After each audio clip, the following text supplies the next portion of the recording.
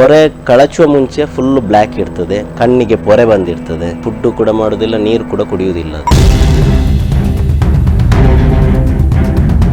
ಅರಶಿನ ಮತ್ತೆ ಹಾಲು ಈ ನಾಗರ ಪಂಚಮಿ ದಿವಸ ಎರಿತಾರೆ, ಎರಿಬಾರ್ದು.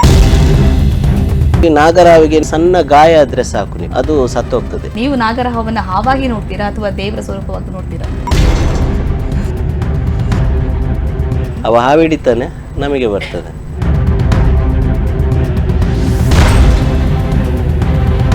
ನಾವು ರಾತ್ರಿ ಹೊತ್ತು ನಿನ್ನ ಸ್ಟೇಟಸ್ ನೋಡಿದ್ರೆ ಮತ್ತೆ ನಮಗೆ ರಾತ್ರಿ ಇಡೀ ನಿದ್ದೆಲ್ಲ ಅದೇ ಇರ್ತದೆ. ನಿಮ್ಗೆ ಒಂದು 2 ಸಲ ನಾಗರಹಾವು ಕಚ್ಚಿದೆ ಅಂತ ನಾವು ಕೇಳ್ಪಟ್ಟೆ. ಹೌದು, ಹೋಗ್ತಾನೆ ಮಾತಾಡ್ಲಿಕ್ಕೆ ಆಗ್ತಿರ್ಲಿಲ್ಲ, ತಲೆ ಸುತ್ತು ಬರ್ತಿತ್ತು, ಏನು ಮಾತಾಡ್ತಾನೆ ಏನು ಮಾಡ್ತಿದ್ದೀನಿ ಅಂತ ನನಗೆ ಗೊತ್ತಿರಲಿಲ್ಲ. ಅವಾಗ ಮಾತ್ರ ನನಗೆ ತುಂಬ ಎಕ್ಸ್ಪೀರಿಯನ್ಸ್ ಆಗಿದೆ. ಚಾರ್ಮಾಡಿ ಘಾಟಿಯಲ್ಲಿ ಒಂದು 3 ಹೆಡ್ಡೆದ್ದು ಸಿಕ್ಕಿದೆ ಅಂತ, ಅದೆಲ್ಲ ಎಡಿಟಿಂಗ್. ನಾಗರಹಾವಿನ ಸಂಕಲಗಳು ಹೇಗಿದೆ ಅಂದ್ರೆ ಕಡಿಮೆ ಆಗ್ತಿದೆಯಾ? ಕಡಿಮೆ ಆಗ್ತಿದೆ, ತುಂಬಾ ಕಡಿಮೆ ಆಗ್ತಿದೆ, ಅದಕ್ಕೆ ಜಾಗ ಇಲ್ಲ ಇಲ್ಲಿ. ನಮಸ್ಕಾರ, ಸೂಕ್ತ ನ್ಯೂಸ್ ನೋಡ್ತಾ ಇರುವಂತಹ ಸಮಸ್ತ ವೀಕ್ಷಕರಿಗೆ ನಾಗರ ಪಂಚಮಿ ಹಬ್ಬದ ಹಾರ್ದಿಕ ಶುಭಾಶಯಗಳು. ಇವತ್ತು ಎಲ್ಲೆಡೆ ನಾಗರ ಪಂಚಮಿ ಹಬ್ಬವನ್ನ ಬಹಳಷ್ಟು ವಿಜೃಂಭಣೆಯಿಂದ ಆಚರಿಸಲಾಗ್ತಾ ಇದೆ. ಶ್ರಾವಣ ಮಾಸದ ಶುಕ್ಲ ಪಕ್ಷದ ಪಂಚಮಿ ದಿನ ಬರುವಂತಹ ಈ ಒಂದು ಹಬ್ಬ ಮುಂದೆ ಬರುವಂತಹ ಎಲ್ಲಾ ಹಬ್ಬಗಳಿಗೆ ಕೂಡ ಮುನ್ನುಡಿ. ವೀಕ್ಷಕರೇ, ನಮ್ಮ ಹಿರಿಯರು ಆಚರಿಸಿಕೊಂಡು ಬರ್ತಾ ಇದ್ದಂತಹ ಪ್ರತಿಯೊಂದು ಹಬ್ಬಗಳಲ್ಲಿ ನಂಬಿಕೆ ಮಾತ್ರ ಅಲ್ಲದೆ ವೈಜ್ಞಾನಿಕ ಕಾರಣಗಳು ಕೂಡ ಇತ್ತು. ಹೀಗಾಗಿ ನಮ್ಮ ಈ ಪರಿಸರದಲ್ಲಿ ನಾಗನ ಒಂದು ಪ್ರಾಮುಖ್ಯತೆ ಎಷ್ಟು ಇತ್ತು ಅನ್ನುವಂಥದ್ದು ನಮ್ಮ ಹಿರಿಯರಿಗೆ ಕೂಡ ಗೊತ್ತಿತ್ತು. ಆದ್ರೆ ಈಗ ನಾಗ ಸಂಕುಲ ಅಳಿವಿನ ಅಂಚಿಗೆ ಬಂದು ನಿಂತಿದೆ. ಈ ಕಾರಣಕ್ಕೋಸ್ಕರನೇ ನಾಗ ಸಂಕುಲದ ಅಳಿವು ಉಳಿವಿನ ಅರಿವನ್ನ ಮೂಡಿಸುವಂತ ಒಂದು ಸಣ್ಣ ಪ್ರಯತ್ನವನ್ನ ನಾವೀ ಕಾರ್ಯಕ್ರಮದಲ್ಲಿ ಮಾಡ್ತಾ ಇದೀವಿ. ಈ ಕುರಿತಾಗಿ ಮಾತಾಡೋದಕ್ಕೆ ನಮ್ಮ ಜೊತೆಗಿದ್ದಾರೆ ಫೇಮಸ್ ಉರುಕ ತಜ್ಞರಾಗಿರುವಂತಹ ಸ್ನೇಕ್ ಅಶೋಕ್ ಕುಮಾರ್ ಲಾಯ್ಲ್ ಅವರು. ಇವ್ರ ಜೊತೆ ಮಾತಾಡೋದಕ್ಕಿಂತ ಮುಂಚೆ ಇವ್ರ ಕುರಿತಾಗಿರುವಂತಹ ಒಂದು ವಿಟಿ ಇದೆ, ನೋಡ್ಕೊಂಡು ಬನ್ನಿ. ಸ್ನೇಕ್ ಅಶೋಕ್ ಕುಮಾರ್ ಲಾಯ್ಲಾ ಬೆಳ್ತಂಗಡಿ ತಾಲೂಕಿನ ಲಾಯ್ಲಾ ಗ್ರಾಮದ ನಿನ್ನಿಕಲ್ಲು ಎಂಬಲ್ಲಿಯ ಶ್ರೀಯುತ ಆನಂದ ಪೂಜಾರಿ ಹಾಗೂ ಕುಸುಮ ದಂಪತಿಯ ಮಗ. ಹಾವು ಹಿಡಿಯುವುದು, ಅವುಗಳನ್ನ ಸುರಕ್ಷಿತವಾಗಿ ಕಾಡಿಗೆ ಬಿಡುವುದು ಇವರು ತಮ್ಮ ಬದುಕಲ್ಲಿ ಬೆಳೆಸಿಕೊಂಡ ಹವ್ಯಾಸ. ಇವರು ಉಜಿರೆಯ ಸ್ನೇಕ್ ಜಾಯ್ ಅವರ ಶಿಷ್ಯ. ಕೆಲವು ಸಮಯ ಸ್ನೇಕ್ ಜಾಯ್ ಅವರ ಜೊತೆ ಇದ್ದ ಇವರು ಹಾವುಗಳ ಕುರಿತಾದ ಪುಸ್ತಕಗಳನ್ನ ಕುತೂಹಲದಿಂದ ಓದ್ತಾ ಇದ್ರು. ಅಲ್ಲದೆ ಸ್ನೇಕ್ ಜಾಯ್ ಅವರು ಹಾವು ಹಿಡಿಯಲು ಹೋದಾಗ ಅವರ ಜೊತೆಗೆ ಅಶೋಕ್ ಕುಮಾರ್ ಅವರು ಕೂಡ ಹೋಗಿ ಹಾವುಗಳನ್ನ ಹಿಡಿಯುವ ಕಲೆಯನ್ನ ಕರಗತ ಮಾಡಿಕೊಂಡ್ರು. ಆ ಬಳಿಕ ಅದನ್ನೇ ಹವ್ಯಾಸವಾಗಿ ಬೆಳೆಸ್ಕೊಂಡ್ರು. ಇವರ ಈ ಹಾವುಗಳ ರಕ್ಷಣೆಯ ಪಯಣಕ್ಕೆ ಈಗ 16 ವರ್ಷ.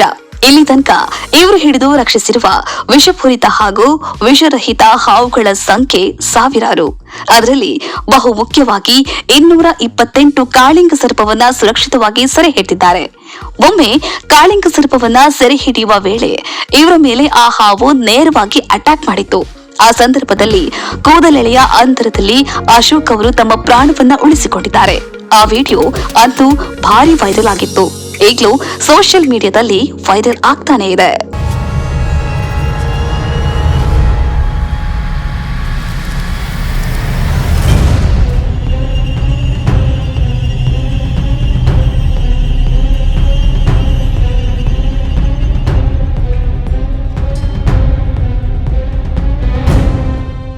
ಎರಡು ಬಾರಿ ನಾಗರಹಾವು ಕಳೆದರೂ ಧೈರ್ಯದಿಂದ ಸಾವು ಗೆದ್ದು ಬಂದಿದ್ದಾರೆ ಸ್ನೇಕ್ ಅಶೋಕ್ ಕುಮಾರ್. ದಿನದ 24 ಗಂಟೆಯ ಯಾವುದೇ ಸಂದರ್ಭದಲ್ಲಿ ಸಾರ್ವಜನಿಕರು ಇವರನ್ನ ಸಂಪರ್ಕಿಸಿದ್ರು ತನ್ನೆಲ್ಲ ಕೆಲಸವನ್ನ ಬಿಟ್ಟು ಹಾವುಗಳ ರಕ್ಷಣೆಗೆ ಮುಂದಾಗಿ ಆ ಮನೆ ಮಂದಿಗೂ ನೆಮ್ಮದಿಯ ನಿಟ್ಟುಸಿರು ಬಿಡುವಂತೆ ಮಾಡುತ್ತಾರೆ. ಇದರ ಜೊತೆಗೆ ಶಾಲಾ ಕಾಲೇಜ್ ಮಕ್ಕಳಿಗೆ ಹಾವಿನ ಬಗ್ಗೆ ಮಾಹಿತಿ ನೀಡ್ತಿರ್ತಾರೆ. ಹಾವುಗಳ ಒಡನಾಡಿ ಹಾವುಗಳ ಆತ್ಮೀಯತೆ ಬೆಳೆಸಿಕೊಂಡ ಇವರೇ ಇವತ್ತಿನ ನಮ್ಮ ಕಾರ್ಯಕ್ರಮದ ಅತಿಥಿ. ಎಸ್ ವೀಕ್ಷಕರೇ, ಸ್ನೇಕ್ ಅಶೋಕ್ ಕುಮಾರ್ ಲಾಯ್ಲಾ ಅವರ ಒಂದು ಸಾಹಸದ ಸ್ಟೋರಿಯನ್ನ ನೋಡ್ಕೊಂಡು ಬಂದ್ರೆ ಇದೀಗ ಅವರು ನಮ್ಮ ಸ್ಟುಡಿಯೋದಲ್ಲಿದ್ದಾರೆ. ಬನ್ನಿ ಅವರನ್ನ ಕಾರ್ಯಕ್ರಮಕ್ಕೆ ಸ್ವಾಗತಿಸೋಣ. ಸರ್ ನಮಸ್ತೆ. ಹೇಗಿದ್ದೀರಾ ಸರ್? ಆರಾಮ್ ಸರ್. ಮೊದಲನೇದಾಗಿ ನಾಗರ ಪಂಚಮಿ ಹಬ್ಬದ ಹಾರ್ದಿಕ ಶುಭಾಶಯಗಳು. ನಿಮಗೂ ನಮ್ಮ ಕಡೆಯಿಂದ ಶುಭಾಶಯಗಳು. Thank you sir. Okay sir, ಈಗ ಬೇಸಿಕಲಿ ಹಾವು ಅಂತ ಹೇಳಿದ್ರೆ ಎಲ್ರಿಗೂ ಕೂಡ ಭಯ ಇರುತ್ತೆ ಸರ್. ಹೌದು. ಸೊ ನಿಮ್ಮ ಒಂದು ಈ ಜರ್ನಿ ಯಾವಾಗ ಸ್ಟಾರ್ಟ್ ಆಯ್ತು ಅಂತ? ನನ್ನೊಂದು 16 ಇಯರ್ಸ್ ಆಯಿತು ಸ್ಟಾರ್ಟ್ ಆಗಿ. ಓಕೆ. ನಾನು ಉಜಿರೆಯಲ್ಲಿ ಒಂದು ಮೊಬೈಲ್ ಶಾಪ್ ಮಾಡಿಕೊಂಡಿದ್ದೆ. ನನ್ನ ಗುರುಗಳು ಸ್ನೇಕ್ ಜಾಯ್ ಅಂತ ಉಜಿರೆಯಲ್ಲಿದ್ದಾರಲ್ಲ, ಅವರು ಮೊಬೈಲ್ ಶಾಪಿಗೆ ಬರ್ತಿದ್ರು. ಅಲ್ಲಿ ನಮಗೆ ಕ್ಲೋಸ್ ಆಯಿತು. ಮತ್ತು ನಾನು ಮತ್ತು ಅವರು ಒಂದೇ ರೂಮಲ್ಲಿ ಒಟ್ಟಿಗೆ ಇರ್ತಿದ್ವಿ. ಅವರ ಹತ್ರ ಮತ್ತು ಸ್ನೇಕ್ ಇದ್ದು ಬುಕ್ಸ್ ಎಲ್ಲ ಇತ್ತು, ನಾನು ಅದೆಲ್ಲ ಸ್ಟಡಿ ಮಾಡ್ತಿದ್ದೆ. ಮತ್ತು ಈಗ ಒಟ್ಟಿಗೆ ಇರುವಾಗ ಅವರ ಕಾಲ್ಸಿಗೆಲ್ಲ ಹೋಗುವಾಗ ನಾನು ಕೂಡ ಅವ್ರ ಜೊತೆ ಹೋಗ್ತಿದ್ದೆ. ಆವಾಗ ಸ್ವಲ್ಪ ನನಗೆ ಅದರ ಬಗ್ಗೆ ಹೇಗೆ ರೆಸ್ಕ್ಯೂ ಮಾಡಬೇಕು, ಯಾವುದು ಪಾಯ್ಸನಸ್ ಯಾವುದು ನಾನ್ ಪಾಯ್ಸನಸ್ ಐಡೆಂಟಿಫಿಕೇಷನ್ ಎಲ್ಲ ಮಾಡೋದು, ಹಾವಿದ್ದು ನೇಚರ್ ಅದೆಲ್ಲ ನಾನು ಸ್ಟಡಿ ಮಾಡಿದೆ. ಮತ್ತು ಅವರಿಗೆ ರೆಸ್ಕ್ಯೂ ಮಾಡೋದು ಹೇಗೆ ಅಂತ ಸ್ವಲ್ಪ ಹೇಳಿಕೊಟ್ರು ನನಗೆ. ಆಮೇಲೆ ಅವರು ಮಂಗಳೂರಲ್ಲಿ ಬಿಸ್ನೆಸ್ ಮಾಡ್ತಿದ್ರು, ಊರಲ್ಲಿ ನಾನೇ ಒಬ್ಬನೇ ಇದ್ದೆ ಆವಾಗ ಕಾಲ್ಸ್ ಬಂದರೆ ನನ್ನನ್ನು ಅಟೆಂಡ್ ಮಾಡಲಿಕ್ಕೆ ಹೇಳ್ತಿದ್ರು. ಈಗ 16-17 ವರ್ಷ ಆಗ್ತಾ ಬಂತು ಸ್ಟಾರ್ಟ್ ಮಾಡಿ. ಇಷ್ಟ ತನಕ ಒಂದು 40,000 ಸ್ನೇಕ್ಸ್ ರೆಸ್ಕ್ಯೂ ಮಾಡಿ ಕಾಡಿಗೆ ಬಿಟ್ಟಿದ್ದೇನೆ. ನಾನ್ ಪಾಯ್ಸನ್ ವಿತ್ ಪಾಯ್ಸನಸ್ ಹಾವುಗಳು. ಅದರಲ್ಲಿ 228 ಕಿಂಗ್ ಕೋಬ್ರಾ ರೆಸ್ಕ್ಯೂ ಮಾಡಿದೆ. ಫಸ್ಟ್ ನೀವು ಹಾವು ಹಿಡಿದಿರೋದು ಎಲ್ಲಿ, ಯಾವ ಹಾವು ನೆನಪಿದೆಯಾ ಸರ್ ನಿಮಗೆ? ಫಸ್ಟಿಗೆ ಹಾವು ಹಿಡ್ದದ್ದೇ ಕೇರೆ ಹಾವು. ಓಕೆ. ಅದಂದರೆ ತುಂಬ ಚೂಟಿ ನಿಮಗೆ. ಅದು ನಿಮಗೆ ಹಿಡಿಬೇಕಾದ್ರೇ ಬೈಟ್ ಮಾಡಲಿಕ್ಕೆ ಆಚೆ ಈಚೆ ನಿಮಗೆ ಚೂಟಿ ಅಂದರೆ ಮಕ್ಕಳ ಥರನೇ ಅದು ತುಂಬ ಆ್ಯಕ್ಟಿವ್, ಬಾಲದಲ್ಲಿ ಹೊಡಿತದೆ ಅಂತ ಹೇಳ್ತೀವಲ್ಲ ಅದೇ ಥರ ತುಂಬ ಅದು ಚೂಟಿ. ಅದು ರೆಸ್ಕ್ಯೂ ಮಾಡಿ ಸ್ವಲ್ಪ ಅಭ್ಯಾಸ ಮಾಡಿಕೊಂಡೆ. ಆಮೇಲೆ ಹೆಬ್ಬಾವು ಹಿಡಿಲಿಕ್ಕೆ ಸ್ಟಾರ್ಟ್ ಮಾಡಿದೆ. ಆಮೇಲೆ ಒಂದು ದಿವಸ ನಾಗರಾವು ಕ್ಯಾಚ್ ಮಾಡಿದೆ. ಸರ್ ಫಸ್ಟ್ ಡೇ ನಾಗರಹಾವನ್ನು ಹಿಡಿದಾಗ ಹೇಗಿತ್ತು ಸರ್ ಆ ಒಂದು ಎಕ್ಸ್ಪೀರಿಯನ್ಸ್? ಹೆದರಿಕೆ ಇತ್ತು, ಬಟ್ ನಾನು ಅದರ ಬಗ್ಗೆ ಸ್ವಲ್ಪ ನೋಡಿಕೊಂಡು ಮತ್ತು ಅದರ ಬಗ್ಗೆ ಸ್ಟಡಿ ಮಾಡಿದ್ದಕ್ಕೆ ನನಗೆ ಅದು ಹಿಡಿಲಿಕ್ಕೆಲ್ಲ ಸ್ವಲ್ಪ ಈಸಿ ಆಯಿತು. ಹಾಗೆ ಸರ್ ಒಂದು ಮಾತು ಹೇಳ್ತಾರೆ, ಅಂದ್ರೆ ಈ ನಾಗರಹಾವನ್ನೆಲ್ಲ ಹಿಡಿಬೇಕಾದ್ರೆ ಒಂದು ಮಂತ್ರ ಹೇಳ್ತಾರೆ ಅಂತ ಹೇಳ್ತಾರೆ, ಅಥವಾ ಕೈಯಲ್ಲಿ ಏನೋ ಗರುಡ ರೇಖೆ ಅದು ಹೌದಾ ಸರ್? ಎಲ್ಲರೂ ಹೇಳೋದಾಗೇನೆ. ಈಗ ನಾನೀಗ ಒಂದು ಕಡೆ ರೆಸ್ಕ್ಯೂಗೆ ಹೋದ್ರೆ ಜನರು ಹೇಳ್ದೆ ಅಂತ ಅವನಿಗೆ ಗರುಡ ರೇಖೆ ಉಂಟು, ಬಟ್ ಅವರು ಥಿಂಕ್ ಮಾಡೋದೇ ಹಾಗೆ. ಗರುಡ ರೇಖೆ ಇದ್ದವರು ಕೂಡ ಹಾವು ಹಿಡಿಲಿಕ್ಕೆ ಆಗೋದಿಲ್ಲ. ಗರುಡ ರೇಖೆ ಅವರು ಮಚ್ಚೆ ಹಾಕ್ಕೊಂಡಿರ್ಬೋದಷ್ಟೇ, ಬೇರೆ ಗರುಡ ರೇಖೆ ಅಂತ ಯಾರಿಗೂ ಇರುವುದಿಲ್ಲ. ನಾವೀಗ ಹಾವು ಹಿಡಿಲಿಕ್ಕೆ ಹೋಗುವಾಗ ನಮಗೆ ಹೆದರಿಕೆ ಇರಬಾರ್ದು. ಅದನ್ನು ರೆಸ್ಕ್ಯೂ ಮಾಡುವಾಗ, ಈಗ ಒಬ್ಬ ಮನುಷ್ಯರ ಹತ್ರ ಮಾತಾಡುವಾಗ ನೀವು ಹೇಗಿದ್ದೀರಿ ಅಂತ ನಾವು ತಿಳ್ಕೊಬೇಕು. ಕೆಲವರ ಹತ್ರ ಮಾತಾಡುವಾಗ ಕೆಲವರು ರ್ಯಾಶ್ ಇರ್ತಾರೆ, ನಾವು ಹೇಗೆ ಮಾತಾಡಬೇಕು ಅಂತ ನಮಗೆ ಗೊತ್ತಿರಬೇಕು. ಹಾಗೆ ಹಾವು ಕೂಡ ಅಷ್ಟೇ, ಕೆಲವು ಜೋರು ಇರುತ್ತೆ, ಕೆಲವು ಸೈಲೆಂಟ್ ಆಗಿರ್ತೇವೆ. ಮತ್ತು ನಾವು ಹಿಡಿಯುವಾಗ ಅಷ್ಟೇ ತುಂಬ ಸ್ಮೂತಾಗಿ ಅದನ್ನು ಹ್ಯಾಂಡಲ್ ಮಾಡಬೇಕು. ನೋವು ಮಾಡಿದರೆ ನಮಗೆ ಕಚ್ತದೆ. ಈಗ ಒಂದು ಸೊಳ್ಳೆ ನಮಗೆ ಬೈಟ್ ಮಾಡಿದರೆ ನಾವು ನೋಡ್ತೇವೆ, ಅದು ಸೊಳ್ಳೆ ಅಂತ ಕೂಡ ನೋಡೋದಿಲ್ಲ, ನಾವು ಹೊಡಿತೇವೆ ನಾವು. ಅದೇ ಥರ. ಓಕೆ ಸರ್, ಈಗ ನಾಗರ ಹಾವು ಅಂದರೆ ಯಾವ ಸಮಯದಲ್ಲಿ ಅದು ಭಯಪಟ್ಟಾಗ ಮಾತ್ರ ಕಚ್ಚೋದಾ, ಅಥವಾ ಹೇಗೆ ಅದರ ನೇಚರ್ ಹೇಗೆ ಅಂತ? ನಾಗರಾವು ನಿಮಗೆ ಭಯ ಮತ್ತು ನೋವಾದರೆ ಕಚ್ತದೆ. ಇಲ್ಲದಿದ್ದರೆ ನಿಮಗೆ ಮೈ ಮೇಲೆ ಬಿಟ್ಟರು ಅದು ಅದರಷ್ಟಕ್ಕೆ ಹೋಗ್ತದೆ, ಮೈ ಮೇಲೆಲ್ಲ ಏನಾಗಲ್ಲ, ನಿಮಗೆ ಬೈಟ್ ಮಾಡೋದಿಲ್ಲ. ಹೆದರಿಕೆ ಆದ ತಕ್ಷಣ ನಿಮಗೆ ಬೈಟ್ ಮಾಡ್ತದೆ, ನೋವಾದರೆ ಬೈಟ್ ಮಾಡ್ತದೆ. ನಾವು ಅದಕ್ಕೆ ತುಳಿದ್ರೆ ಅದು ಬೈಟ್ ಮಾಡ್ತದೆ. ಸುಮ್ಮನೆ ನಾವು ಕಾಲು ನಿಂತಲ್ಲೇ ಇದ್ದರೆ ನಾವೊಂದು ಬರೀ ವಸ್ತು ಅಂತ ಅಂದ್ಕೊಂಡು ನಮ್ಮ ಮೇಲೆ ಪಾಸ್ ಆಗ್ತದೆ. ಹೆದರಬಾರ್ದು ಅಷ್ಟೇ, ಸೈಲೆಂಟ್ ಆಗಿದ್ದರೆ ನಮ್ಮ ಮೇಲೇ ಪಾಸ್ ಆಗ್ತದೆ ಹಾವುಗಳು. ಸರ್ ಎಷ್ಟು ಪ್ರಭೇದಗಳಿದೆ ಸರ್ ನಾಗರಹಾವಲ್ಲಿ? ಅಂದ್ರೆ ಜನ ಏನು ಹೇಳ್ತಾರೆ ಅಂತ ಹೇಳಿದ್ರೆ, ಒಂದು ಒಳ್ಳೆ ಹಾವು ಅಂದ್ರೆ ಪಳಪಳ ಅಂತ ಶೈನ್ ಆಗ್ತಾ ಇದ್ರೆ ಅದು ದೇವರ ಹಾವು ಅಂತ ಹೇಳ್ತಾರೆ, ಸ್ವಲ್ಪ ಕೊಳಕಾಗಿದ್ರೆ ಮೈಯಲ್ಲಿ ಅದು ಏನು ಒಳ್ಳೆ ಹಾವು ಅಲ್ಲ ಅಂತ ಎಲ್ಲ ಹೇಳ್ತಾರೆ. ಸ್ಪೆಕ್ಟಿಕಲ್ ಕೋಬ್ರಾ ಅಂತ ಹೇಳ್ತೇವೆ. ಈಗ ಕೋಬ್ರಾದ ಹಿಂದ್ಗಡೆ ನಮಗೆ ಕನ್ನಡಕ ಟೈಪ್ ಇದೊಂದು ಮಾರ್ಕ್ ಇರುತ್ತೆ, ಅದಕ್ಕೆ ಸ್ಪೆಕ್ಟಿಕಲ್ ಕೋಬ್ರಾ ಅಂತ ಹೇಳೋದು ನಾವು. ನಿಮಗೆ ಕಲರಲ್ಲಿ ಈಗ ಮನುಷ್ಯ ಕೂಡ ಅಷ್ಟೇ, ತುಂಬ ವೈಟ್ ಆಗಿರುವವರಿದ್ದೇವೆ, ಕಪ್ಪಗಿರ್ತೇವೆ ನಾವು. ಒಂದೊಂದು ಥರ ಈ ಬೂದು ನಾಗರಾವು, ಯೆಲ್ಲೋಯಿಶ್ ಎಲ್ಲ ಬರ್ತದೆ, ಆ ಥರ ಎಲ್ಲ ಕಲರ್ ಬರ್ತದೆ ಅದರಲ್ಲಿ. ನಿಮಗೆ ದೇವರ ಹಾವು ಅಂತ ನಾವು ಹೇಳ್ತೇವೆ. ಯಾಕೆಂದರೆ ಒಂದು ಮನೆಗೆ ಒಂದು ಹಾವು ಬರ್ತದೆ ಒಂದು ದಿವಸ, ಅದು ಫುಲ್ಲು ಬ್ಲ್ಯಾಕ್ ಇರ್ತದೆ, ಪೊರೆ ಅದರದ್ದು ಬ್ಲ್ಯಾಕ್ ಇರ್ತದೆ. ಆವಾಗ ನಾವು ಏನು ಹೇಳ್ತೇವೆ, ಇದು ಕೋಳಿ ಹಿಡಿಯುವ ನಾಗರಾವು, ಇದು ಕಂಡುಚ್ಚು ಅಂತ ತುಳುವಲ್ಲಿ ಹೇಳ್ತೇವೆ ನಾವು. ಇದು ನಮ್ಮ ಕೋಳಿ ಹಿಡಿಲಿಕ್ಕೇನೆ ಬಂದದ್ದು ಅಂತ ಹೇಳಿ ಅದನ್ನು ನಮ್ಮ ಹತ್ರ ಹಿಡಿಸ್ತಾರೆ. ಹಿಡಿಸುದು ಬಿಡಿ, ಫಸ್ಟ್ ನೆಕ್ಸ್ಟ್ ಒಂದು ಸ್ವಲ್ಪ ದಿವಸ ಆಗುವ ಇನ್ನೊಂದು ನಾಗರಾವು ಬರ್ತದೆ, ಅದು ಫುಲ್ಲು ಯೆಲ್ಲೋ ಕಲರ್ ಇರ್ತದೆ, ಬ್ರೈಟ್ ಆಗಿ ಗೋಲ್ಡನ್ ಕಲರ್ ಎಲ್ಲ ಬರ್ತದಲ್ಲ, ಫುಲ್ಲು ಬ್ರೈಟ್ ಇರ್ತದೆ. ಆವಾಗ ಜನರು ಏನು ಹೇಳ್ತಾರೆ, ಇದು ನಾಗರಾವು ನಮ್ಮದು ಬಣದ್ದು, ಇದು ನಮ್ಮ ದೇವರ ಹಾವು, ಆ ಥರ ಹೇಳ್ತಾರೆ. ಅದು ಯಾಕೆ ಅಂದರೆ ಪೊರೆ ಕಳಚುವಾಗ, ಈಗ ಒಂದು ಹಾವು ಪೊರೆ ಕಳಚುವಾಗ ಫುಲ್ ಯೆಲ್ಲೋ ಕಲರ್ ಬರ್ತದೆ, ಅದು ಗೋಲ್ಡನ್ ಕಲರ್ ಬರ್ತದೆ ನಿಮಗೆ.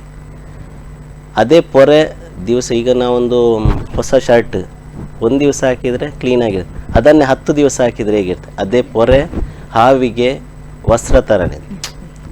ವರ್ಷಕ್ಕೆ ಒಂದು 4-5 ಬಾರಿ ದೇಹದ ಬೆಳವಣಿಗೆಗೆ ತಕ್ಕ ಹಾಗೆ ಅದು ಪೊರೆ ಕಳಚ್ತಾ ಇರ್ತದೆ. ಅದು ಒಂದು ವರ್ಷಕ್ಕೆ 4-5 ಬಾರಿ, ಯಾಕೆಂದರೆ ಅದರ ದೇಹದ ಬೆಳವಣಿಗೆ ಆದಾಗೇನೆ. ಪೊರೆ ಕಳಚುವ ಮುಂಚೆ ಫುಲ್ ಬ್ಲ್ಯಾಕ್ ಇರ್ತದೆ, ಕಣ್ಣಿಗೆ ಪೊರೆ ಬಂದಿರ್ತದೆ. ಅದೊಂದು ಕಡೆ ಒಂದು ಬಿಲದಲ್ಲಿ ಸ್ಟೇ ಆಗಿರ್ತದೆ, ಒಂದು 10-15 ದಿವಸ ಬರೋದಿಲ್ಲ, ಫುಡ್ಡು ಕೂಡ ಮಾಡೋದಿಲ್ಲ, ನೀರು ಕೂಡ ಕುಡಿಯೋದಿಲ್ಲ. ಅದು ಪೊರೆ ಕಳಚಿದ ಮೇಲೆ ಫುಲ್ ಯೆಲ್ಲೋ ಕಲರ್ ಆಗ್ತದೆ. ಆಮೇಲೆ ಹಂಟಿಂಗಿಗೆ ಹೋಗಿ ಆಹಾರವನ್ನೆಲ್ಲ ಸೇವಿಸ್ತದೆ ಹಾವುಗಳು. ಹಾಗೆ ಅಂದ್ರೆ ಪೊರೆ ಕಳಿಸಿದ ನಂತರ ನಮ್ಗೆ ಅದು ದೇವರ ಹಾವು ಅಂತ ಫೀಲ್ ಆಗ್ತದೆ. ಫೀಲ್ ಆಗ್ತದೆ. ಇದು ನಮ್ಮ ದೇವರ ಹಾವು, ಇದು ನಮ್ಮ ನಾಗಬಣ್ಣದ ಹಾವು. ಹಾವು ಅದೇ ಆಗಿರ್ತದೆ, ಬಟ್ ಜನರ ನಂಬಿಕೆ ಆಗಿ.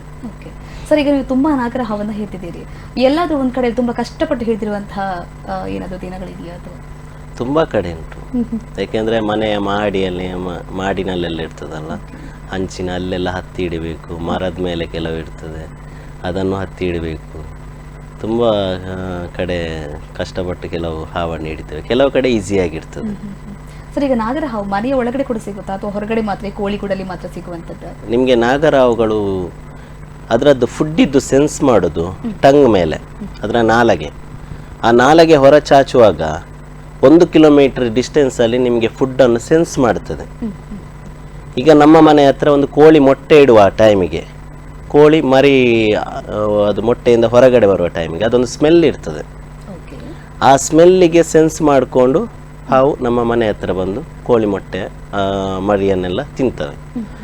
ಮತ್ತು ನಿಮಗೆ ಇಲಿಗಳದ್ದು ಯೂರಿನ್ ತುಂಬ ಸ್ಮೆಲ್ ಇರ್ತದೆ, ಅದು ಕೂಡ ಅದನ್ನು ಕೂಡ ಸೆನ್ಸ್ ಮಾಡಿಕೊಂಡು ಮನೆ ಒಳಗಡೆ ಎಲ್ಲ ಬರ್ತದೆ. ಹಾವುಗಳು ಬರೋದೇ ನಿಮಗೆ ಅದಕ್ಕೆ ಈ ಕೊಳಚು ಸ್ಮೆಲ್ ಎಲ್ಲ ಉಂಟಲ್ವಾ, ವಾಸನೆ, ಅಂಥದ್ದು ಸ್ಮೆಲ್ ಹಾವುಗಳಿಗೆ ತುಂಬ ಇಷ್ಟ.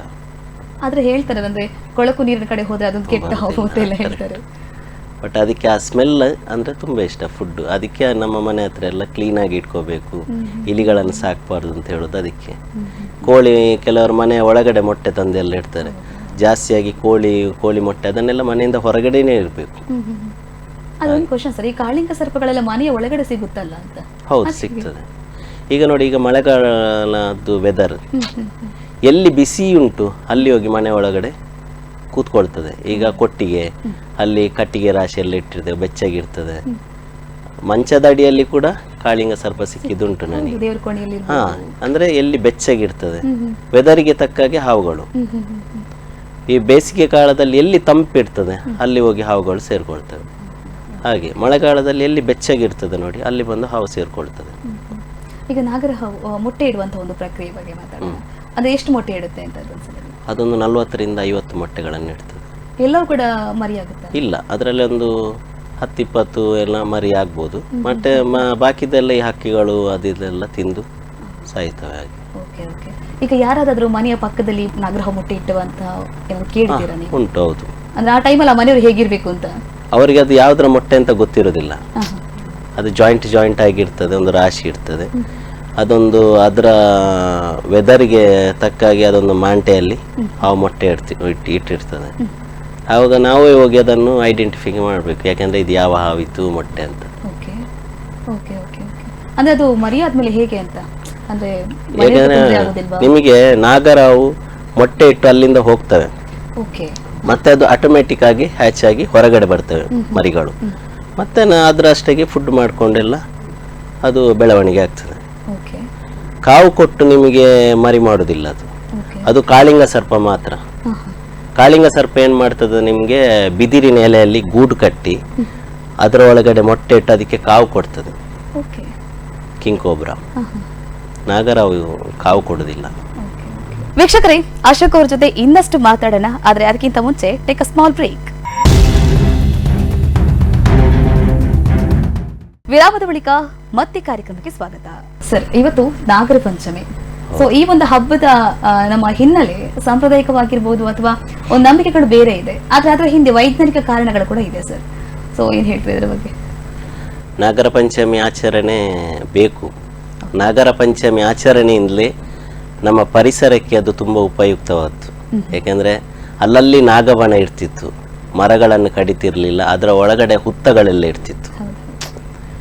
ಈಗೇನಾಗಿದೆ ಅಂದರೆ ಆಧುನೀಕರಣ, ಎಲ್ಲ ಕಾಂಕ್ರೀಟ್, ಮರ ಎಲ್ಲ ಕಡಿದು ಎಲ್ಲ ಹಾವಿಗೆ ಕೂಡ ಅದು ಇರಲಿಕ್ಕೆ ಆಗದಾಗೆ ಮಾಡಿದ್ದಾರೆ ಜನರು. ಬೇಡ ಅಂತ ಆಗಿದೆ. ಹೌದು, ಯಾಕೆಂದರೆ ಬನದಲ್ಲಿ ಹಾವುಗಳು ಇರ್ತಿತ್ತು, ಹುತ್ತ ಎಲ್ಲ ಇರ್ತಿತ್ತಲ್ಲ, ಅದಕ್ಕೆ AC ವೆದರ್ ಬೇಕು ಯಾವುದು ಹಾವುಗಳಿಗೆ. ಈ ಹುತ್ತದಲ್ಲಿ ಹೋಗಿ ಅದರಲ್ಲಿ ಕೂತ್ಕೊಂಡು ಆ ವೆದರ್ಗೆ ಅದು ಸೆಟ್ ಆಗ್ತದೆ ಹಾವಿಗೆ.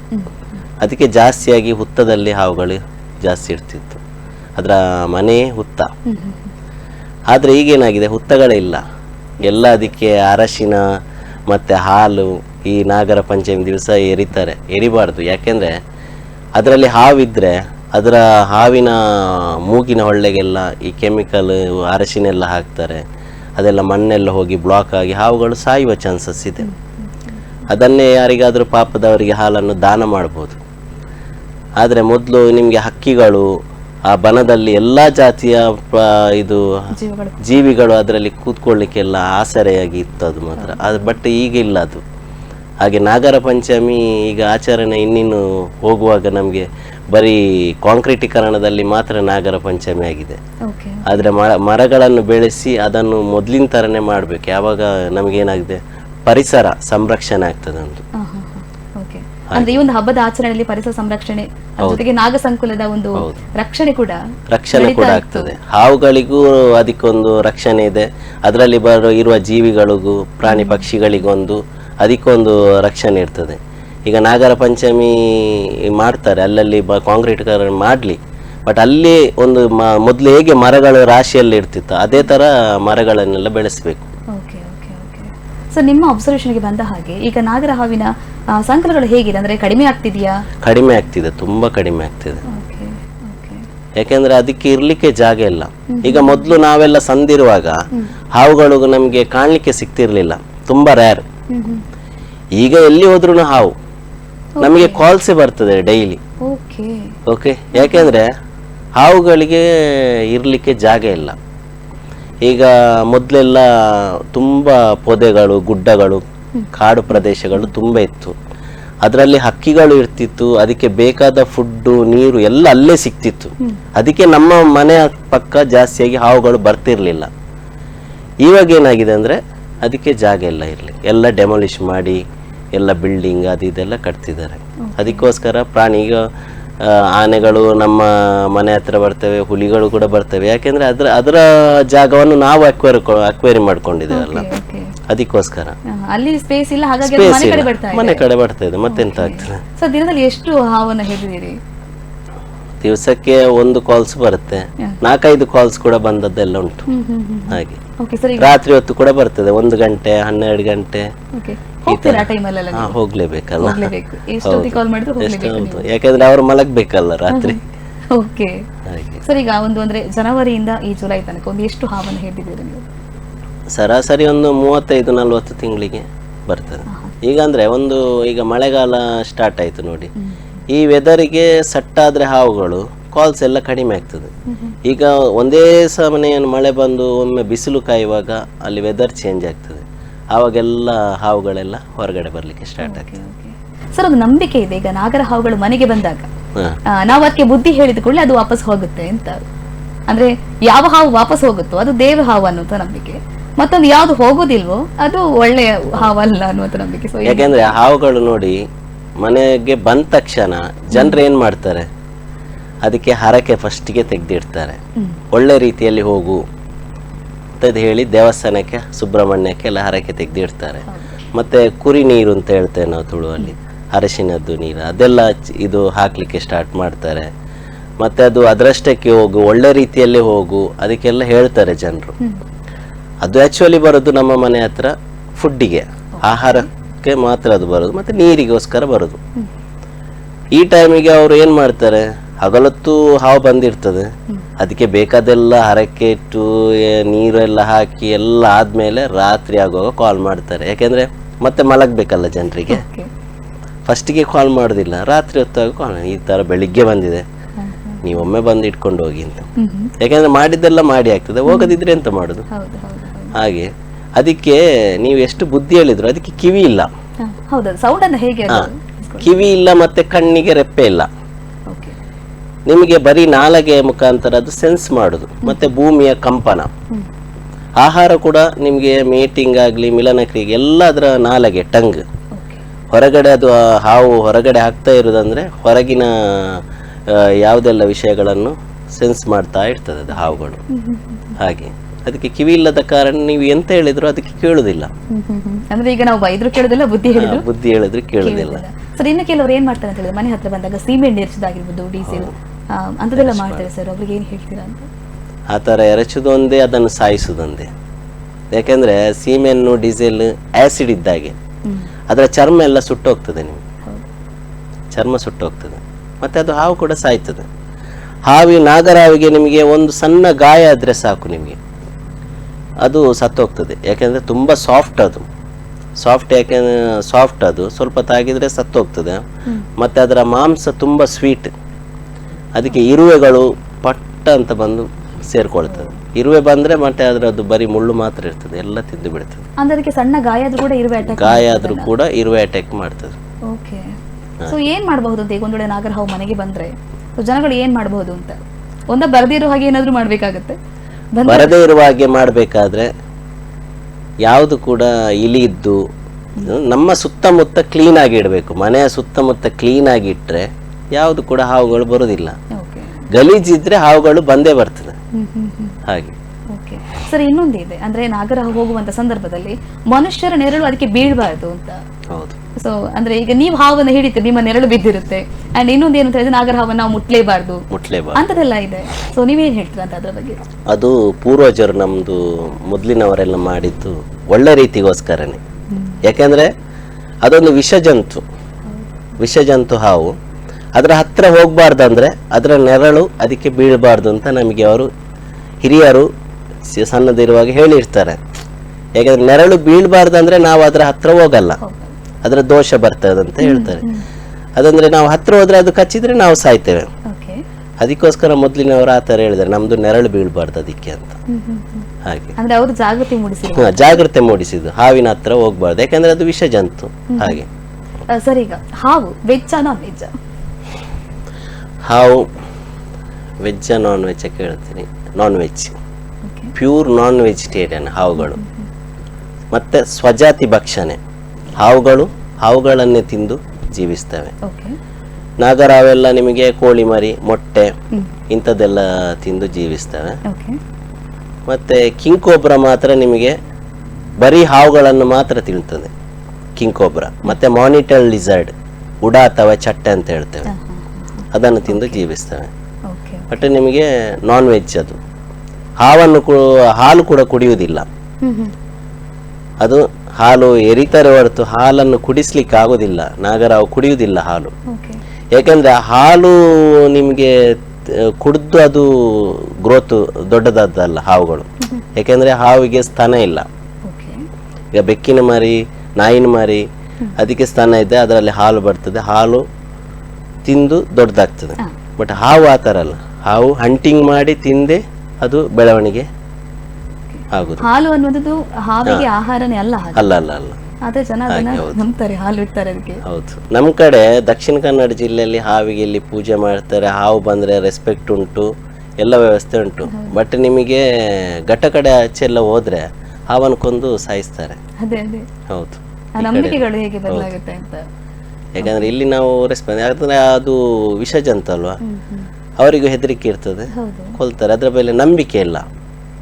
ನಮ್ಮ ದಕ್ಷಿಣ ಕನ್ನಡ ಜಿಲ್ಲೆ ನಂಬಿಕೆ ಇದೆ, ಅದನ್ನು ದೇವರ ತರ ನಾವು ಪೂಜೆ ಮಾಡ್ತೇವೆ.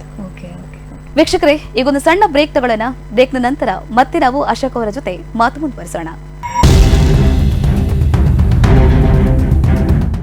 ವಿರಾಮದ ಬಳಿಕ ಮತ್ತೆ ಕಾರ್ಯಕ್ರಮಕ್ಕೆ ಸ್ವಾಗತ. ಸರ್, ಈಗ ನಾಗರಹಾವಿಗೆ 3 ಹೆಡೆ 5 ಹೆಡೆ ಅಂತೆಲ್ಲ ಹೇಳ್ತಾರೆ, ಅದೇತಿಯೇ ಸರ್?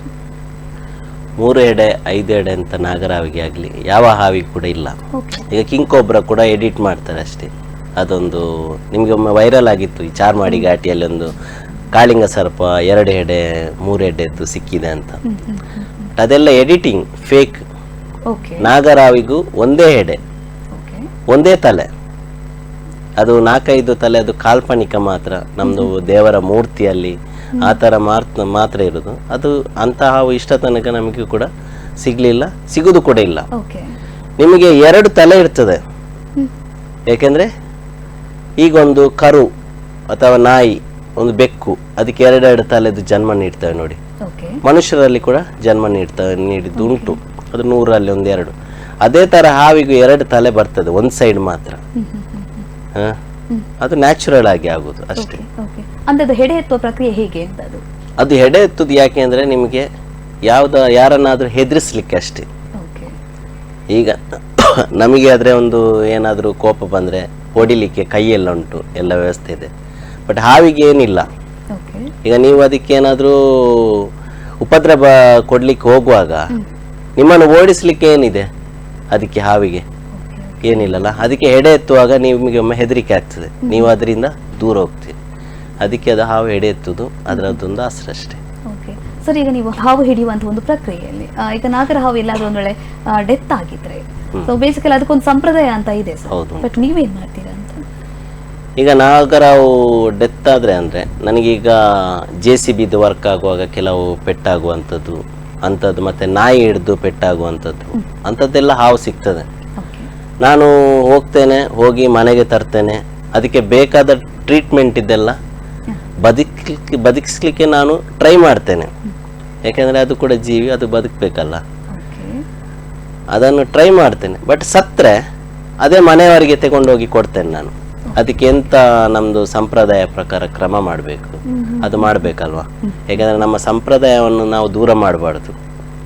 ಅದಕ್ಕೆ ಬೇಕಾದ ವ್ಯವಸ್ಥೆ ಎಲ್ಲ ಆ ಮನೆಯವರು ಮಾಡ್ತಾರೆ. ಅವರು ಲೋಕಲ್ ಅಲ್ಲೇ ಯಾರಾದರೂ ಭಟ್ರುಗಳಿದ್ರೆ ಅವರ ಹತ್ರ ಹೋಗಿ ಪೂಜೆ ಇದು ಪುರಸ್ಕಾರ ಎಲ್ಲ ಮಾಡ್ತಾರೆ.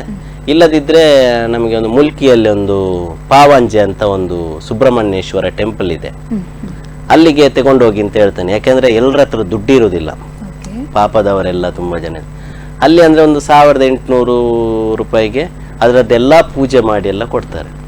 ಯಾಕೆಂದರೆ ಅದು ಅವರ ನಂಬಿಕೆ ಇರ್ತದಲ್ಲ, ಓಕೆ ಆ ನಂಬಿಕೆಗೆ ನಾವು ವಿರುದ್ಧವಾಗಿರಬಾರ್ದು. ಈಗ ನಾನು ಕೂಡ ಹಾವು ಹಿಡಿತೇನೆ, ಅದನ್ನು ಇದು ಮಾಡಿದೆ. ಬಟ್ ನನಗೆ ಕೂಡ ದೇವಸ್ಥಾನಕ್ಕೆ ಹೋಗ್ತೇನೆ, ನಾಗರ ಪಂಚಮಿಗೆ ಹೋಗ್ತೇನೆ, ಸುಬ್ರಹ್ಮಣ್ಯಕ್ಕೆ ಹೋಗ್ತೇನೆ. ಬಟ್ ನಂಬಿಕೆ ಅದಷ್ಟೇ. ನಾವು ಓಕೆ ಅಂದ್ರೆ ನೀವು ನಾಗರ ಹಾವನ್ನ ಹಾವಾಗಿ ನೋಡ್ತೀರಾ ಅಥವಾ ದೇವರ ಸ್ವರೂಪವಾಗಿ ನೋಡ್ತೀರಾ ಅಂತ? ಹಾವಾಗಿ ನೋಡುದು ನಾನು. ಬಟ್ ನಾನು ನಂಬಿಕೆ ಒಂದು ನಮಗೆ ಸೌತ್ ಕೇಂದ್ರದವರಿಗೆ ಬೇಕಲ್ವ ಒಂದಾಗಿ. ಖಂಡಿತ ಖಂಡಿತ.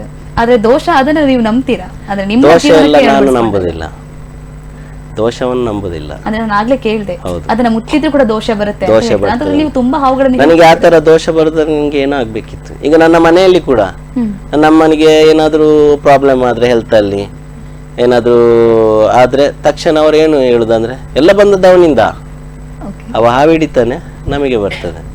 ನಾನು ಅದನ್ನು ನಂಬುದಿಲ್ಲ. ಓಕೆ ಅಮ್ಮನನ್ನ ಹೇಗೆ ಸಮಾಧಾನ ಮಾಡ್ತೀರಾ ಹಾಗೆ ಹೇಳಿದ್ರೆ? ಅವರಿಗೇನಾದರೂ ನಾನು ಹೇಳಿ ಸಮಾಧಾನ ಮಾಡುದು ಮತ್ತೆ ನೋಡಿ, ಹಿರಿಯರಲ್ಲ ಅವರು. ಓಕೆ ಅಂದ್ರೆ ಮನೆಯವರಿಗೆ ಭಯ ಖಂಡಿತ ಇದೆ, ಭಯ ಖಂಡಿತ ಇದೆ. ಅದು ಚಿಕ್ಕದಿಂದ ಬಂದಿರುವಂತದ್ದು. ಹೌದು. ತುಳುನಾಡು ಅಂತ ಹೇಳಿದ್ರೇನೆ ನಾಗರಾದ ನೀವು. ನಾಗರಾವಿಗೆ ನಾವು ರೆಸ್ಪೆಕ್ಟ್ ಕೊಟ್ಟೇ ಕೊಡ್ತೇವೆ ನಾವು. ಸರ್ ಇನ್ನೊಂದು, ಈಗ ನಾಗರ ಹಾವು ಕನಸಲ್ಲಿ ಬರುತ್ತೆ ಕೆಲವರಿಗೆ, ಕೆಲವರಿಗೆ ಕಂಟಿನ್ಯೂಸ್ ಆಗಿ ಕನಸಲ್ಲಿ ಅದೇ ಬರುತ್ತಂತೆ. ಇನ್ನು ಒಂದು ವೇಳೆ ಕನಸಲ್ಲಿ ಬಂದ್ರೆ ಅದನ್ನ ಯಾರಿಗೂ ಹೇಳ್ಕೊಳ್ಬಾರ್ದು ಅಂತ ಹೇಳ್ತಾರೆ. ನಂಬಿಕೆ ಏನಂತ ಹೇಳಿದ್ರೆ ದೇವರ ಆಯುಷ್ಯವನ್ನ ಕೊಡೋದು ಹೆಚ್ಚು. ಹೌದೌದು.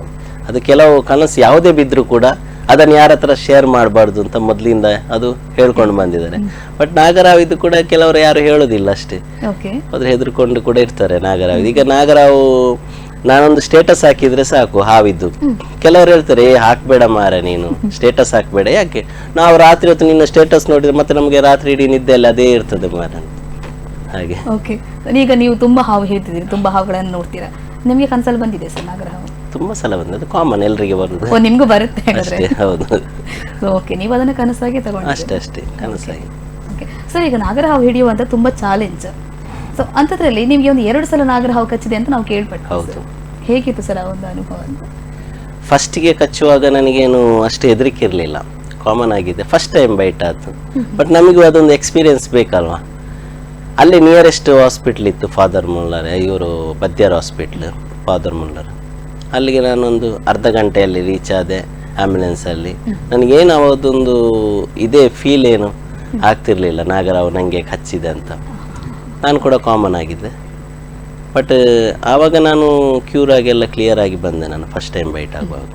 ಸೆಕೆಂಡ್ ಟೈಮ್ ಬೈಟ್ ಆಗುವಾಗ ನನಗೆ ರಾತ್ರಿ ಹೊತ್ತದು, ಮತ್ತೊಂದು ಗೌರ್ಮೆಂಟ್ ರಜೆ ಕೂಡ ಆವಾಗ. ಅಂದ್ರೆ ಹಾವು ಹಿಡಿಯುವಂತ ಸಂದರ್ಭದಲ್ಲಿ ಕಚ್ಚಿದ್ದು. ಹೌದು. ಅದೇನಾದರೆ ನಾನು ಮನೆಯವರಿಗೆ ಕೂಡ ಹಾವು ಕಚ್ಚಿದೆ ಅಂತ ನಾನು ಹೇಳಲಿಲ್ಲ. ಮೆಲ್ಲ ಅಲ್ಲೇ ಡಬ್ಬದಲ್ಲಿ ಪ್ಯಾಕ್ ಮಾಡಿದೆ. ಅದು ನಂದು ಕಾಲಿದ್ದು ಬ್ಯಾಕ್ ಸೈಡ್ಗೆ ಬೈಟ್ ಮಾಡಿತ್ತು. ಡಬ್ಬದಲ್ಲಿ ಪ್ಯಾಕ್ ಮಾಡಿ 2 ವೀಲರಲ್ಲಿ ಇಟ್ಕೊಂಡು ಒಂದು ಕಡೆ ಅಲ್ಲೇ ರಿಲೀಸ್ ಮಾಡಿ ಸೀದಾ ಒಂದು ಹಾಸ್ಪಿಟ್ಲಿಗೆ ಹೋದೆ. ಅಲ್ಲಿ ಡಾಕ್ಟರ್ಸ್ ಇರಲಿಲ್ಲ, ಅವತ್ತು ರಜೆ ಅಲ್ವಾ. ನೆಕ್ಸ್ಟ್ ಇನ್ನೊಂದು ಹಾಸ್ಪಿಟ್ಲ್ ಉಂಟು, ಅಲ್ಲಿಗೆ ಹೋದೆ. ಅಲ್ಲಿ ಕೂಡ ಡಾಕ್ಟರ್ಸ್ ಇರಲಿಲ್ಲ ಅವತ್ತು, ಗೌರ್ಮೆಂಟ್ ರಜೆ. ಅಷ್ಟೊತ್ತಿಗೆ ನನಗೆ 1 hour ಟೈಮ್ ವೇಸ್ಟ್ ಆಗ್ತಾ ಉಂಟು. ನನಗೆ ಫಸ್ಟ್ ಏಡ್ ಕೂಡ ನಾನು ಮಾಡಿರಲಿಲ್ಲ. ಓಕೆ. ಹಾಗೆ ನೆಕ್ಸ್ಟ್ ನಮ್ಮದು ಬೆಳ್ತಂಗಡಿ ಗೌರ್ಮೆಂಟ್ ಹಾಸ್ಪಿಟ್ಲಿಗೆ ಬಂದೆ.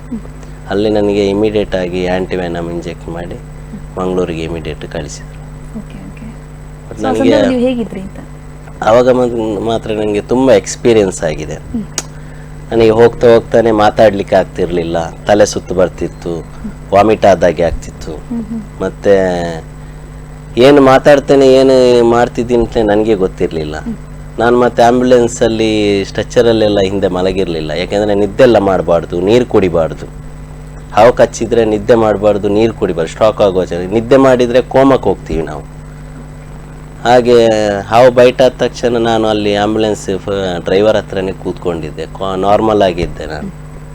ಆದರೂ ನಾನು BC ರೋಡ್ ಕಲ್ವಾರಿಗೆ ನಮಗೆಲ್ಲ ಬ್ಲರ್ ಕಾಣ್ತಿತ್ತು ಅಷ್ಟೇ, ಎಲ್ಲ ವೈಟ್ ಆಗಿ ಕಾಣ್ತಿತ್ತು. ಅದೊಂದು ನನಗೆ ಎಕ್ಸ್ಪೀರಿಯನ್ಸ್ ಸ್ವಲ್ಪ ಸೀರಿಯಸ್ ಆಗಿತ್ತು. ಎಷ್ಟು ದಿನ ಇದ್ರಿ ಹಾಸ್ಪಿಟಲಲ್ಲಿ? ಅಲ್ಲಿ 10 days ಇದ್ದೆ. ಓಕೆ. ಅಂದರೆ ಅದು ಗಾಯ ಎಲ್ಲ ಬೇಗ ಕ್ಯೂರ್ ಆಗುತ್ತೆ? ಹಾಂ, ಕ್ಯೂರ್ ಆಗುತ್ತೆ. ಅಂದರೆ ನಿಮಗೆ ಗಾಯ ಆಗುತ್ತೆ, ಸ್ವಲ್ಪ ದಿವಸ ಹೋಗುವಾಗ ಅಲ್ಲಿ ನಮ್ಮದು ವೆನಮ್ ಸ್ಟಾಕ್ ಆಗಿರ್ತದಲ್ಲ, ಆ ವೆನಮ್ ಸ್ಟಾಕ್ ಆದಲ್ಲಿ ಏನಾಗ್ತದೆ ಅಂದರೆ ಸ್ವಲ್ಪ ಬರ್ನ್ ಆಗ್ತದೆ, ಗ್ಯಾಂಗ್ರೀನ್ ಆಗ್ತದೆ ಆ ಪ್ಲೇಸಲ್ಲಿ. ನಾವು ಫಸ್ಟ್ ಏಡ್ ಮಾಡಿ ಕ್ಲೀನಾಗಿ ಆ ವೆನಮನ್ನು ನಾವು ಹಿಂಡಿ ತೆಗೆದ್ರೆ ಅಲ್ಲಿ ಏನು ಗಾಯದಷ್ಟು ಇದು ಗೊತ್ತಾಗೋದಿಲ್ಲ ಸಿಂಟಮ್ಸ್. ಹಾಗೆ ಸರ್, ಈಗ ಯಾರಿಗಾದ್ರೂ ನಾಗರ ಹಾವು ಕಚ್ಚಿದ್ರೆ ಬೇಸಿಕಲಿ ಭಯ ಪಡ್ತಾರೆ ಸರ್, ಮೊದಲೇದು ವಿಷಯ ತುಂಬ ಇರುತ್ತೆ ಅಂತ. ಸೊ ಅಂಥವ್ರಿಗೆ ಏನು ಒಂದು ಧೈರ್ಯದ ಮಾತುಗಳನ್ನು ಹೇಳೋದಕ್ಕೆ ಇಷ್ಟಪಡ್ತೀವಿ ಅಂತ? ಈಗ ಒಂದು ಹಾವು ಕಚ್ಚಿದ್ರೆ ಅವ್ರು ಹೆದರಬಾರ್ದು ಫಸ್ಟಿಗೆ. ನನಗೆ ಹಾವೇ ಕಚ್ಚಿಲ್ಲ ಅಂತ ಒಂದು ಫೀಲಲ್ಲೇ ಇರಬೇಕು ಅವರು. ಯಾಕೆಂದರೆ ಹೆದರ್ಕೊಂಡ್ರೆ ನಮಗೆ ಬ್ಲಡ್ ಪ್ರೆಷರ್ ಜಾಸ್ತಿ ಆಗ್ತದೆ. ಮತ್ತು ಓಡಬಾರ್ದು, ನಾವು ಕೂಲಾಗಿ ಕೂತ್ಕೊಂಡಿರಬೇಕು. ಮತ್ತು ಕಚ್ಚಿದ ಜಾಗವನ್ನು ಕ್ಲೀನಾಗಿ ತೊಳೆದು ಅದನ್ನು ಹಿಂಡಿ ತೆಗಿಬೇಕು, ಅದರ ಒಳಗಡೆ ಬ್ಲಡ್ಡನ್ನು. ಮತ್ತು ಬ್ಲೇಡಲ್ಲೆಲ್ಲ ಇದು ಗೀರ್ಲಿಕ್ಕೆಲ್ಲ ಹೋಗ್ಬಾರ್ದು, ಯಾಕೆಂದರೆ ಅದೆಲ್ಲ ಆ ಥರ ಮಾಡಬಾರ್ದು. ಯಾಕೆಂದರೆ ನಿಮಗೆ ಬ್ಲೇಡಲ್ಲಿ ಬ್ಲೀಡಿಂಗ್ ಆಗಿ ಸಾಯುವ ಚಾನ್ಸಸ್ ಇರ್ತದೆ. ನಾವೇ ಸಕ್ ಮಾಡಿ ತೆಗಿಬೇಕು, ಮತ್ತೊಬ್ಬರ ಹತ್ರ ಕೂಡ ಸಕ್ ಮಾಡಲಿಕ್ಕೆ ಬಿಡಬಾರ್ದು. ಯಾಕೆಂದರೆ ಮತ್ತೊಬ್ಬರು ಅದನ್ನು ಸಕ್ ಮಾಡಿದರೆ ಅವರ ಬಾಯಲ್ಲಿ ಹುಣ್ಣೆಲ್ಲ ಇರ್ತದೆ, ಅವರಿಗೆ ಸ್ಪ್ರೆಡ್ ಆಗುವ ಚಾನ್ಸಸ್ ಇರ್ತದೆ. ನಮ್ಮ ಗಾಯವನ್ನು ನಾವೇ ಸಕ್ ಮಾಡಿ ತೆಗೆದು ಕ್ಲೀನಾಗಿ ತೊಳೆದು ಒಂದು ದಾರದಲ್ಲಿ ಕಟ್ಟಬೇಕು, 1-2 ಕಡೆ ಲೈಟಾಗಿ ಕಟ್ಟಬೇಕು, ಜಾಸ್ತಿ ಟೈಟ್ ಮಾಡಬಾರ್ದು. ಯಾಕೆಂದರೆ ವೆನಮ್ ಅಲ್ಲಿ ಸ್ಟಾಕ್ ಆಗ್ತದೆ. ಸ್ಟಾಕ್ ಆದ ತಕ್ಷಣ ಅದೊಂದು ಆ್ಯಸಿಡ್ ಥರ, ಅದು ಅಲ್ಲೆಲ್ಲ ಒಳಗಡೆ ಬರ್ನ್ ಆಗ್ತದೆ ನಿಮಗೆ. ಮತ್ತು ನಿಮಗೆ ಗ್ಯಾಂಗ್ರೀನ್ ಆಗಿ ಕಟ್ ಮಾಡಿ ತೆಗೆಯುವ ಚಾನ್ಸಸ್ ಕೂಡ ಇರ್ತದೆ. ಹಾಗೆ ಮತ್ತು ಕಚ್ಚಿದ ಮೇಲೆ ನಾವು ನೀರು ಕುಡಿಬಾರ್ದು, ನಿದ್ದೆ ಮಾಡಬಾರ್ದು, ನಾರ್ಮಲ್ ಆಗಿರಬೇಕು. ಮನೆಯೊಳಗೆ ಹೋಗಬಾರ್ದು ಅಂತ ಹೇಳ್ತಾರೆ, ಅದೆಲ್ಲ ಏನಿಲ್ಲ, ಅದೆಲ್ಲ ಮೂಢನಂಬಿಕೆ. ತಕ್ಷಣ ನಿಮಗೆ ಹಾಸ್ಪಿಟ್ಲಿಗೆ ಆ್ಯಂಟಿವೆನಮ್ ಎಲ್ಲಿ ಇರ್ತದೆ ಆ ಹಾಸ್ಪಿಟ್ಲಿಗೆ ಇಮಿಡಿಯೇಟ್ ಆಗಿ ಹೋಗ್ಬೇಕು. ನಾಟಿ ವೈದ್ಯರ ಹತ್ರ ಕೂಡ ಹೋಗಬಾರ್ದು. ಯಾಕೆಂದರೆ ಆ್ಯಂಟಿವೆನಮ್, ಈಗ ಒಂದು ಹಾವು ನಾಗರಾವು ಕಚ್ಚಿದ್ರೆ 4 ಜಾತಿಯ ಹಾವುಗಳಿವೆ.